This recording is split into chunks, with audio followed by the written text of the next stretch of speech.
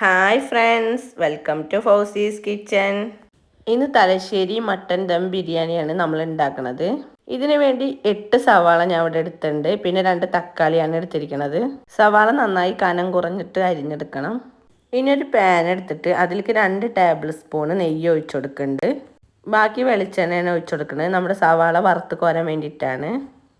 ഇപ്പോൾ നമ്മുടെ എണ്ണ ഒക്കെ ചൂടായി വന്നിട്ടുണ്ട്. അപ്പോൾ നമ്മൾ ഒരു പിടി കാഷ്യൂനട്ട് അതിലേക്ക് ഇട്ട് കൊടുക്കുന്നുണ്ട്.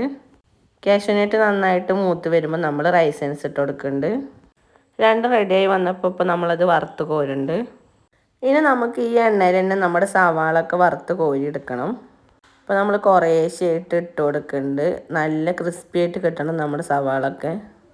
സവാള വറുത്ത് കോരുന്നവരെ ഹൈ ഫ്ലെയിമിൽ തന്നെ ആയിരിക്കണം. പൊരിച്ച ഈ സവാളയിലാണ് നമ്മൾ മലബാർ ദം ബിരിയാണി ഉണ്ടാക്കുന്നത്. നമ്മുടെ സവാള ഇവിടെ റെഡി ആയിട്ടുണ്ട്. അപ്പോൾ നമുക്കത് എണ്ണയിൽ നിന്നും കോരിയെടുക്കാം. ഇതുപോലെ തന്നെ എല്ലാ സവാളയും ഞാൻ വറുത്ത് കോരിയെടുക്കുന്നുണ്ട്. 3 പ്രാവശ്യം ഞാൻ ഇതുപോലെ കോരിയെടുത്തിട്ടുണ്ട്. ഇനി മസാല തയ്യാറാക്കാൻ വേണ്ടിയിട്ട് ക്ലീൻ ചെയ്ത 1 കിലോ മട്ടൻ ഒരു കടായിലേക്ക് എടുത്ത് വെച്ചിട്ടുണ്ട്. നമ്മൾ പൊരിച്ച് വെച്ച സവാളയിൽ നിന്ന് ഒരു പിടി മാറ്റി വെച്ചിട്ട് ബാക്കി എല്ലാതും കൈ വെച്ച് നല്ല തിരുമ്പി പൊടിച്ചിട്ട് നമ്മുടെ മട്ടനിക്ക് ഇട്ട് കൊടുക്കുന്നുണ്ട്. ഗാർണിഷിങ്ങിന് വേണ്ടിയിട്ടാണ് നമ്മൾ ഒരു പിടി മാറ്റി വെച്ചിരിക്കുന്നത്. ഇനി ഇഞ്ചി, വെളുത്തുള്ളി, പച്ചമുളക് കൂടിയിട്ട് ചതച്ചത് 4 ടേബിൾ സ്പൂണാണ് ചേർത്ത് കൊടുക്കുന്നത്. ഇനി ഗരം മസാലയാണ് ചേർത്ത് കൊടുക്കേണ്ടത്. നമ്മളിവിടെ വീട്ടിൽ തന്നെ പൊടിച്ചെടുത്ത ഗരം മസാലയാണ്. 2 ടേബിൾ സ്പൂണാണ് ചേർത്ത് കൊടുക്കുന്നത്. ഇനി 2 തക്കാളി നമ്മൾ ചെറുതായി കട്ട് ചെയ്ത് വെച്ചിട്ടുണ്ട്. അതും ഇതിലേക്ക് ചേർത്ത് കൊടുക്കുന്നുണ്ട്. ഒരു പിടി കറിവേപ്പില ഇട്ട് കൊടുക്കുന്നുണ്ട്. ഒരു പിടി മല്ലിയില ഇട്ട് കൊടുക്കുന്നുണ്ട്. ഒരു പിടി പുതിനയില ഇട്ട് കൊടുക്കുന്നുണ്ട്. ഇനി ഒരു ലെമണിൻ്റെ ജ്യൂസ് ഒഴിച്ചു കൊടുക്കുന്നുണ്ട്.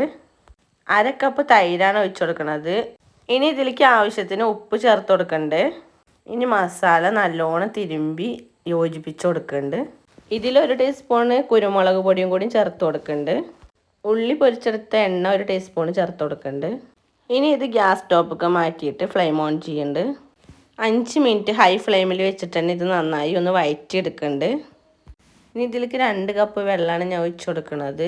ഏകദേശം മട്ടൻ്റെ ഒപ്പം വെള്ളം നിൽക്കണം. ഇതിപ്പോൾ ഒരുപാട് വേവുള്ള മട്ടനൊന്നുമല്ല.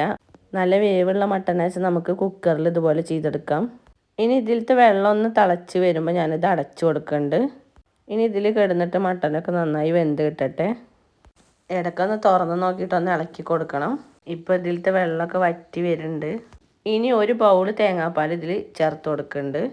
1-ാം പാലാണ് ചേർത്ത് കൊടുക്കുന്നത്. ഇപ്പം നമ്മുടെ ഗ്രേവിയൊക്കെ ഇവിടെ റെഡി ആയിട്ട് വന്നിട്ടുണ്ട്. ഇനി ബിരിയാണിയിലേക്കുള്ള റൈസ് ഉണ്ടാക്കാൻ വേണ്ടിയിട്ട് 5 കപ്പ് ജീരകശാല അരി സോക്ക് ചെയ്യാൻ വെച്ചിട്ടുണ്ട്. ഇനി ഒരു പാത്രത്തിൽ 10 കപ്പ് വെള്ളം എടുത്തിട്ട് അതിൽ ആവശ്യത്തിനുള്ള ഉപ്പിട്ട് കൊടുക്കുന്നുണ്ട്.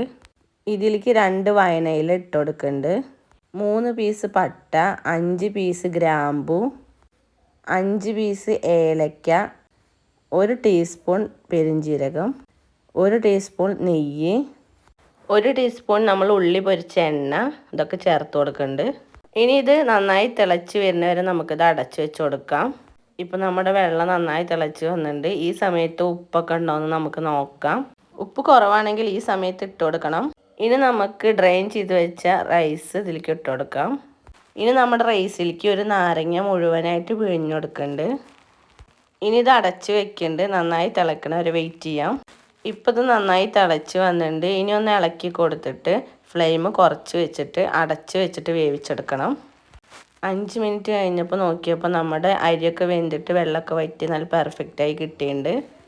ഇനിയിപ്പോൾ ഇത് കട്ട പിടിക്കാതിരിക്കാൻ നന്നായിട്ട് ഇളക്കി കൊടുക്കുന്നുണ്ട്. ഇനി ദമ്മിടാൻ വേണ്ടിയിട്ട് വലിയൊരു പാത്രം എടുത്തിട്ടുണ്ട്. അതിലേക്ക് നമ്മൾ ഉണ്ടാക്കി വെച്ച മസാല ഇട്ട് കൊടുക്കുന്നുണ്ട്. അതിൻ്റെ മുകളിലായിട്ട് കുറച്ച് മല്ലിയില, പുതിനയില, നമ്മൾ വറുത്ത് കോരി വെച്ച സവാള, അണ്ടിപ്പരിപ്പ്, മുന്തിരി അതൊക്കെ ഇട്ട് കൊടുക്കുന്നുണ്ട്. ഇനി ഇതിൻ്റെ മേലെ കുറേശ്ശായിട്ട് റൈസ് നമ്മൾ കട്ട പിടിക്കാതെ അങ്ങനെ വേറെ വേറെ ആക്കിയിട്ടൊന്ന് ഇട്ട് കൊടുക്കണം. ചെറുതായി കട്ട പോലെ തോന്നുന്നുണ്ടെങ്കിൽ ഒന്ന് ജസ്റ്റ് ഒന്ന് ഉടച്ചിട്ട് കൊടുക്കാം.